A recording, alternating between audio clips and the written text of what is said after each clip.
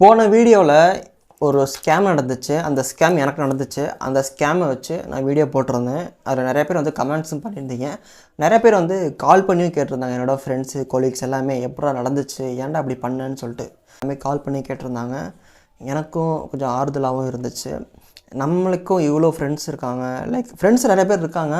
ஆனால் இந்தளவுக்கு கால் பண்ணி கேட்பாங்க அந்தளவுக்கு நான் வந்து எக்ஸ்பெக்ட் பண்ணவே இல்லை.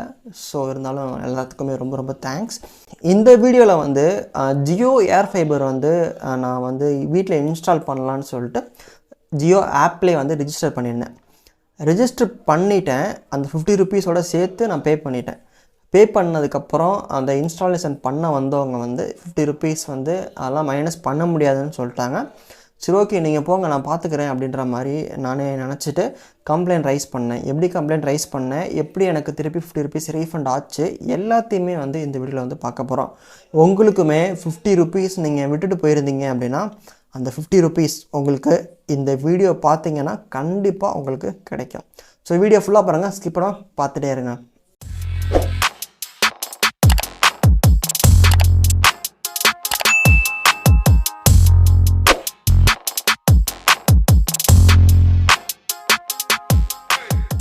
ஹாய் கைஸ், நான் முத்துக்குமார். இந்த வீடியோ ஃபஸ்ட்டு வந்து பார்க்குறீங்க அப்படின்னா மறக்காமல் சப்ஸ்கிரைப் பண்ணிக்கோங்க. ஒவ்வொரு சப்ஸ்கிரைபரும் இங்கிலீஷ் இருந்துச்சு எனக்கு ஒரு மோட்டிவேஷனாக இருக்கும். என்னோட கண்டென்ட் நம்ம சப்ஸ்கிரைப் கொடுக்கணும் ஒரு மோட்டிவேஷன் இருக்கும். ஸோ என்னோட சேனலை மறக்காமல் சப்ஸ்கிரைப் பண்ணிக்கோங்க. என்னோட வீடியோவை நிறைய பேருக்கு வந்து ஷேர் பண்ணி விடுங்க. ஏன்னா அவன் டெய்லியும் வந்து ஸ்கேம் வீடியோவாக போட்டான்னு நினைக்காதீங்க. எனக்கு நடக்கிற ஸ்கேமு, என்னை சுற்றி நடக்கிற ஸ்கேம் எல்லாத்தையுமே நான் வந்து வீடியோவாக மேக் பண்ணி போட்டுட்ருக்கேன். இந்த வீடியோ பார்க்குற 2 பேராக இருந்தாலும் சரி, 10 பேராக இருந்தாலும் சரி, இல்லை 50 பேராக இருந்தாலும் சரி, பார்க்குற எல்லாத்துக்குமே யூஸ்ஃபுல்லாக இருக்கணும்னு தான் இந்த வீடியோவை நான் மேக் பண்ணி போடுறேன். ஏன்னா ஒரு தடவையுமே ஸ்கேமுன்றது டிஃப்ரெண்ட்டாக நடக்குது. அதனால் எல்லாத்துக்குமே தெரிஞ்சுக்கணுன்ற ஒரு அவேர்னஸ் வேணும் எல்லாத்துக்கும். அதனால தான் இந்த வீடியோவை நான் வந்து கிரியேட் பண்ணி போடுறேன்.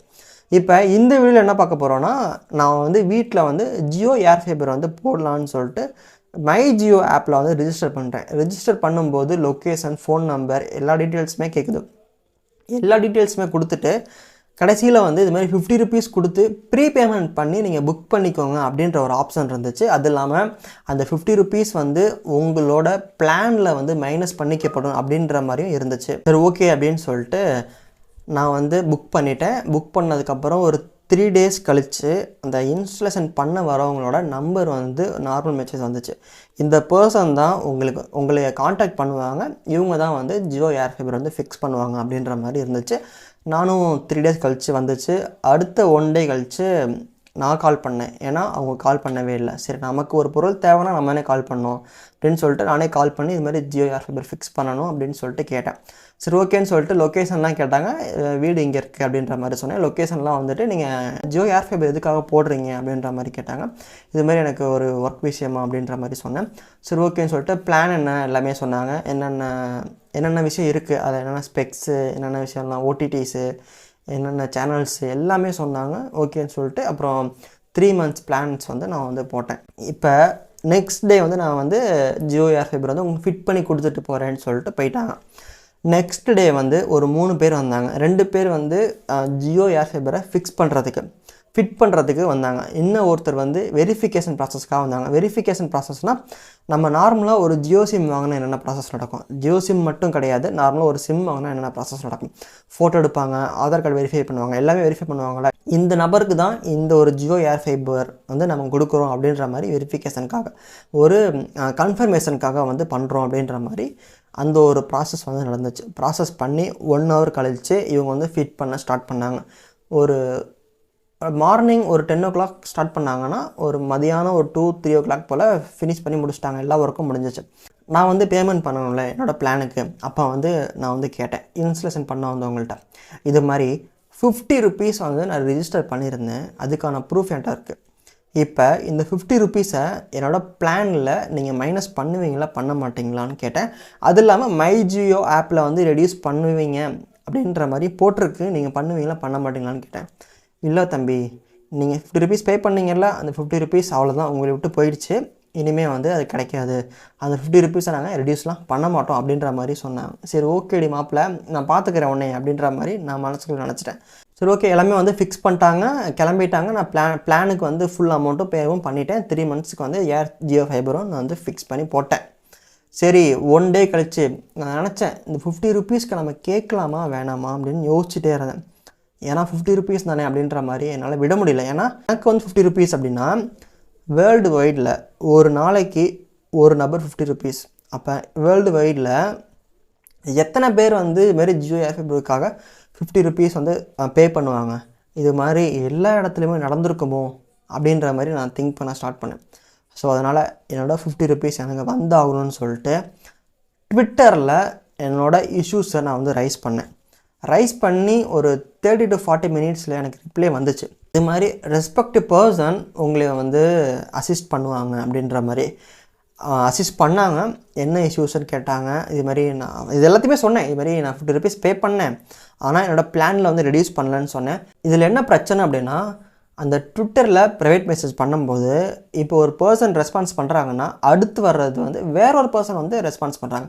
அதனால் ஒரு பர்சனுமே உங்களுக்கு என்ன கொரீஸ்ன்ற மாதிரி கேட்க ஆரம்பிச்சிட்டாங்க. எனக்கு ஒரு ஸ்டேஜில் வந்து செம்ம கடுப்பாயிடுச்சு. இதுமாரி நானே சொல்லிட்டேன். இது மாதிரி ஒரு பர்சன் நீங்கள் மாறி வர்றப்ப நான் எத்தனை தடவை எக்ஸ்பிளைன் பண்ணுறது என்னோடய கொரீஸை அப்படின்ற மாதிரியும் நான் வந்து மெசேஜையும் போட்டுவிட்டேன். அது மட்டும் இல்லாமல் கிட்டத்தட்ட அதுக்கப்புறம் ஒரு 24 hours ஆச்சு, எனக்கு எந்த ஒரு ரெஸ்பான்ஸுமே வரவே இல்லை.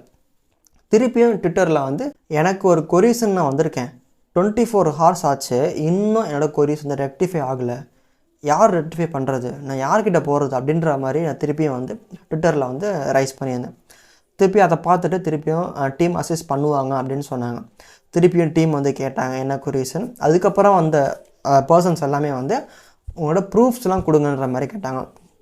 உங்களோட ரிஜிஸ்டர் மொபைல் நம்பர், அதுக்கப்புறம் நீங்கள் பே பண்ணிங்கல்ல அந்த ஒரு ஐடி இருக்கும்ல, நார்மலாக நம்ம ஒரு டிரான்சாக்ஷன் ஐடி இருக்கணும், அந்த ஐடி கேட்டாங்க. அதுக்கப்புறம் ஸ்க்ரீன்ஷாட் கேட்டாங்க. அப்புறம் டோட்டல் அமௌண்ட்டு நீங்கள் பே பண்ணியிருப்பீங்கள அந்த அமௌண்ட் எல்லாமே கொடுங்க, கொடுங்கன்னா அந்த ஸ்க்ரீன்ஷாட் கொடுங்கன்னு சொல்லிட்டு கேட்டாங்க.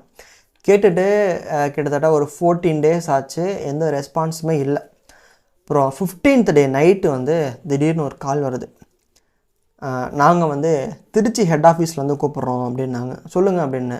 என்ன விஷயம் சொல்லுங்கள் அப்படின்னு கேட்டேன். இதுமாரி ஜியோ ஹெட் ஆஃபீஸ்லேருந்து கூப்பிட்றோம். சரி ஓகே சொல்லுங்கள் என்ன விஷயம். நீங்கள் கம்ப்ளைண்ட் ரைஸ் பண்ணியிருக்கீங்களாமே? ஆமாம் ரைஸ் பண்ணியிருக்கேன் அப்படின்னு சொன்னேன். என்ன கம்ப்ளைண்ட் அப்படின்னு கேட்டாங்க. இது மாதிரி நான் 50 ருபீஸ் வந்து நான் ரிஜிஸ்டர் பண்ணியிருந்தேன், ஆனால் வந்து இன்ஸ்டாலேஷன் பண்ணவங்க வந்து இது மாதிரி அதெல்லாம் பண்ண முடியாதுங்க, ரெடியூஸ் பண்ண முடியாதுங்கன்னு சொல்லிட்டாங்க அப்படின்னு. கால் வந்து கட் ஆகிடுச்சு. எனக்கு பயங்கர செம்ம டென்ஷன் ஆகிடுச்சு. ஏன்டா ஒருத்தன் பேசிகிட்டு இருக்கேன், கஸ்டமர் கேரில் தான் நீ பேசுகிற, நீ பாட்டுக்கு ஃபோனை வைக்கிற அப்படின்ற மாதிரி எனக்கு செம்ம டென்ஷன் ஆச்சு. திருப்பி நான் வந்து கால் பண்ண பிஸின்னு வந்துச்சு. அப்புறம் கொஞ்ச நேரம் கழிச்சு அவங்களே கால் பண்ணாங்க. கால் பண்ணிவிட்டு சாரி இது மாதிரி கால் வந்து அன்ஃபார்ச்சுனேட்லி கட் ஆச்சு அப்படின்னாங்க. அவங்க மட்டும் காலை நீங்கள் கட் பண்ணிங்களான்னு கேட்டிருந்தாங்கன்னா வச்சுக்கோங்களேன், சத்தியமாக எனக்கு செம்ம டென்ஷன் ஆச்சு. ஏன்னா ஒரு கொரீஸ் நம்ம பேசிகிட்டு இருக்கோம், என்ன எதுனே தெரியாமல் வந்து திடீர்னு கால் கட் பண்ணுறது அந்த இடத்துல வந்து தப்பான விஷயம்னு வந்து எனக்கு தோணுச்சு. அது மட்டும் இல்லாமல் எந்த இடத்துலையுமே நம்ம தப்பான வேர்டை யூஸ் பண்ணக்கூடாதுன்றதும் எனக்குள்ள இருந்துச்சு. ஸோ அதனால் ஓகே அப்படின்னாங்க. பொலைட்டாக நானும் ஓகே சொல்லிட்டேன். சரி ஓகே சொல்லுங்கள் இஷ்யூஸ் திருப்பி சொல்லுங்கன்னு சொன்னாங்க. இதுமாதிரி 50 ருபீஸ் வந்து எனக்கு வரவே இல்லை, எனக்கு 50 ருபீஸ் வேணும், என்னோடய 50 ருபீஸ் என்னாச்சு அப்படின்ற மாதிரி கேட்டேன். அது மட்டும் இல்லாமல் இதுமாரி வேர்ல்டு வைடில் ஒருத்தருக்கும் 50 ருபீஸ்ன்னு போச்சுன்னா ஒரு ஸ்டேஜில் அது எவ்வளோ பெரிய அமௌண்ட்டாக போய் நிற்கும் சொல்லுங்கள் அப்படின்ற மாதிரி கேட்டேன். சரி ஓகே உங்களோட கொரீஸ் வந்து சீக்கிரமாக சால்வ் பண்ணப்படும்னு சொல்லிட்டு சொன்னாங்க. அதுக்கப்புறம் எனக்கு ஜியோ ஏர்ஃபைபர் வந்து ஃபிட் பண்ணார்ல, அவர் கால் பண்ணி முத்துக்குமாரான்னு கேட்டார். எஸ் ஆமாம் சொல்லுங்கன்னு. இது மாதிரி கம்ப்ளைண்ட் ரைஸ் பண்ணியிருக்கீங்களாமே அப்படின்னு கேட்டாங்க. ஆமாம் ரைஸ் பண்ணியிருக்கேன் அப்படின்னு.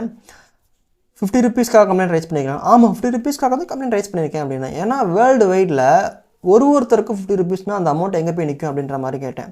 50 ருபீஸ் நான் சும்மா வரப்போதா அப்படின்ற மாதிரி கேட்டேன். இல்லைப்பா நானே 50 ருபீஸ் ஒன்று தந்துடுறேன், இனிமேல் கம்ப்ளைண்ட் ஏன்ப்பா ரைஸ் பண்ணேன் சொல்லுதானே தந்துருப்பேனே அப்படின்ற மாதிரி சொன்னார். நான் கேட்டேன் 50 ருபீஸ் நான் அப்பயே கேட்டேன்ல உங்கள்கிட்ட, இதுமாரி ரெடியூஸ் பண்ணுவீங்களா பண்ண மாட்டீங்களான்னு. நீங்கள் பண்ண மாட்டீங்கன்னு சொன்னீங்க, சரி அப்போ என்னோட 50 ரூபா எங்கே போச்சு அப்படின்ற மாதிரி நான் கேட்டேன் திருப்பி கேள்வி. சரிப்பா நானே உனக்கு 50 ருபீஸ் அனுப்பிவிட்றேன், இதான் நம்பரா ஃபோன் நம்பரா ஜிபே நம்பரான்ற மாதிரி கேட்டாங்க. இல்லை ப்ரோ வேணாம் நான் 50 ருபீஸ் எதுக்காக நான் வந்து கம்ப்ளைண்ட் ரைஸ் பண்ணேன் அப்படின்னா இதுமாரி நான் தெரிஞ்சுக்கணும்ல 50 ருபீஸ் வந்து யார் வந்து விட்டுட்டு போகிறது, லைக் 50 ருபீஸ் வந்து ஜியோ சைட்லேருந்து போயிடுமா இல்லை இன்ஸ்டாலேஷன் ப்ராசஸ் வந்து பண்ணுறவங்க சைட்லேருந்து தப்பா, எந்த சைடு தப்புன்ற நான் தெரிஞ்சுக்கணும்ல ப்ரோ, அதுக்காக தான் வந்து நான் கம்ப்ளைண்ட் ரைஸ் பண்ணேன். இட்ஸ் ஓகே பரவாயில்ல 50 ருபீஸ்லாம் வேணாம் நீங்கள் அனுப்பாதீங்க அப்படின்னு. இல்லைப்பா நான் இதை கம்ப்ளைண்ட் ரைஸ் பண்ணிட்டீங்க, இதை நான் ரெக்டிஃபை பண்ணலாம், எனக்கு மிகப்பெரிய இஷ்யூ ஆயிரும் அப்படின்ற மாதிரி சொன்னாங்க. சரி ஓகே ப்ரோ இதான் நம்பருன்னு சொல்லிட்டு அந்த நம்பர்லேயே வந்து ₹50 வந்து பே பண்ணிட்டாங்க. இந்த இன்சிடென்ட் நான் எதுக்கு சொல்கிறேன் அப்படின்னா, இப்போ ஒரு ஆளுக்கு ₹50 அப்படின்றப்ப நிறைய பர்சன் இருக்கப்போ அந்த ₹50ன்றது ஒரு ஹியூஜ் அமௌண்ட்டாக வந்து நிற்கும். ஸோ எனக்கு மெயின் பாயிண்ட் என்னென்னா வச்சுக்கோங்களேன், இந்த ₹50 ஏமாத்துறது இந்த இன்ஸ்டாலேஷன் ப்ராசஸ் வந்து பண்ணுறவங்களா, இல்லை ஜியோ சைட்லேருந்து ₹50 நம்ம ரெஜிஸ்டர் பண்ணும்போது அனுப்புகிற ₹50 வந்து அவங்க ஏமாத்துறாங்களான்னு எனக்கு தெரிஞ்சுக்கணுன்றதில் நான் மிகப்பெரிய ஆர்வமாக இருந்தேன். கடைசியில் தான் தெரிஞ்சிச்சு, இந்த இன்ஸ்டாலேஷன் ப்ராசஸ் பண்ண வராங்கள்ல அவங்க தான் வந்து ஏமாற்றிருக்காங்க அப்படின்ற மாதிரி தெரிஞ்சிச்சு. உங்களுக்கும் ₹50 வந்து யாராச்சும் பண்ண முடியாதுன்னு மட்டும் சொல்லட்டும், நீங்கள் சொல்லுங்கள், நீங்கள் போங்க ப்ரோ நான் பார்த்துக்கிறேன், எப்படி ₹50 வாங்கணுமோ உங்கள்கிட்ட இருந்தே நான் வாங்கிக்கிறேன் அப்படின்ற மாதிரி நீங்கள் தாராளமாக சொல்லலாம். அந்த ₹50 வாங்கிடலாம் கண்டிப்பாக. ஆனால் இந்த ₹50க்காக கம்ப்ளைண்ட் ரைஸ் பண்ணுமா வேணாமான்றதை நீங்கள் யோசித்து தான் பண்ணணும். எனக்கு வந்து நான் எதுக்காக பண்ணேன்னா, எனக்கு தெரிஞ்சுக்கணும் யார் மேலே தப்பு அப்படின்றது. ஒரு விஷயம் பண்ணுறோன்னா அதில் தப்பு கரெக்டுன்னு இருக்குல்ல, யார் மேலே தப்பு நம்ம தெரிஞ்சுக்கணும்ல, அதுக்காக தான் வந்து இந்த கம்ப்ளைண்ட்டே ரைஸ் பண்ணியிருந்தேன். ஸோ எல்லாத்துக்குமே இந்த வீடியோ யூஸ்ஃபுல்லாக இருக்கும்னு நினைக்கிறேன். மற்றபடி இது வந்து ஒரு ஸ்கேம்லாம் கிடையாது. இது தப்பு பண்ணது யார், இந்த வீடியோவை பொறுத்த வரைக்கும் ஜியோ தப்பு பண்ணாங்களா, இல்லை இன்ஸ்டாலேஷன் ப்ராசஸ் பண்ண வந்தவங்க தப்பு பண்ணாங்களான்னு நான் தெரிஞ்சுக்கணுன்ற ஐடியாவில் இருந்தேன். ஸோ இப்போ தெரிஞ்சுக்கிட்டேன், ₹50 வந்து இன்ஸ்டாலேஷன் ப்ராசஸ் பண்ண வந்தவங்க தான் ஏமாற்றிருக்காங்க அப்படின்றதுனால தெரிஞ்சுக்கிட்டேன். ஸோ இந்த வீடியோ நிறைய பேருக்கு வந்து ஷேர் பண்ணிவிடுவாங்க, அவங்களும் தெரிஞ்சுக்கட்டும். ₹50 போயிருந்துச்சு அப்படின்னா அவங்களும் வந்து கம்ப்ளைண்ட் ரைஸ் பண்ணி வாங்கிக்கிட்டோம். சரி ஓகே, லவ் யூ டேக்கர். நாளைக்கு வேற ஒரு இன்ஃபர்மேஷன் வீடியோ சந்திப்போம். Bye by.